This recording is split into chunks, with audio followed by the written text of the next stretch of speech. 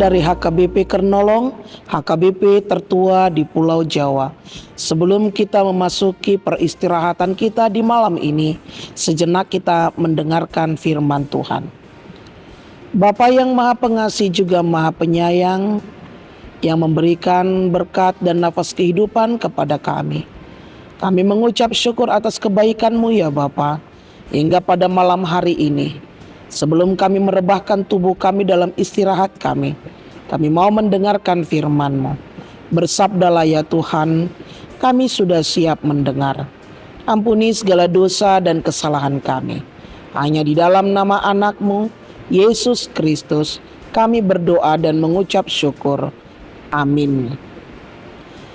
Firman Tuhan renungan bagi kita di malam ini, sesuai dengan bacaan malam Almanak HKBP 2026, Rabu 11 Maret 2026, dari Injil Matius pasalnya yang ke-13, dimulai dari ayatnya yang pertama hingga ayatnya yang ke-15, dan yang menjadi pembimbing renungan ayat 14.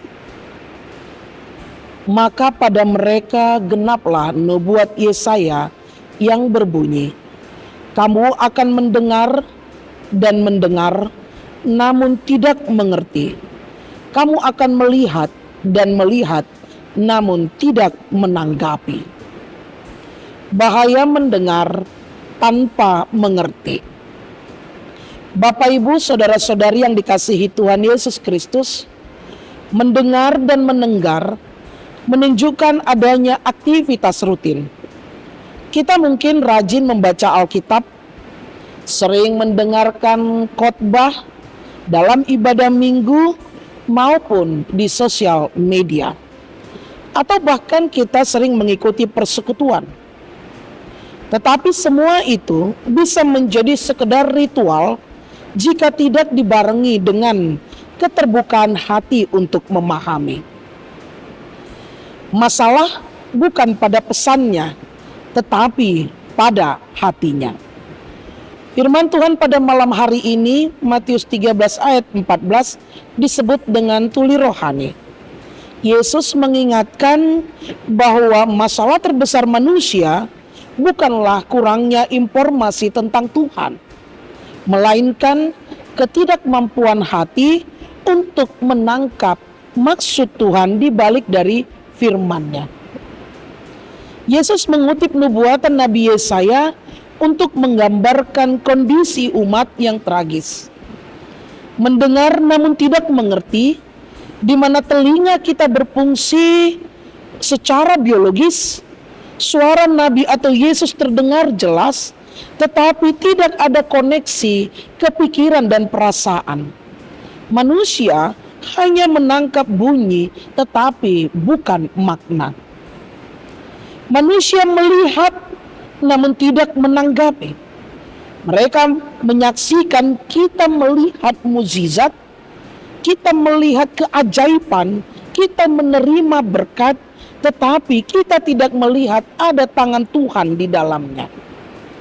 Permasalahan yang pokok adalah bagaimana kita melihat mengapa itu terjadi. Akar masalahnya adalah hati yang menebal. Hati yang tebal ibarat kulit yang kapalan.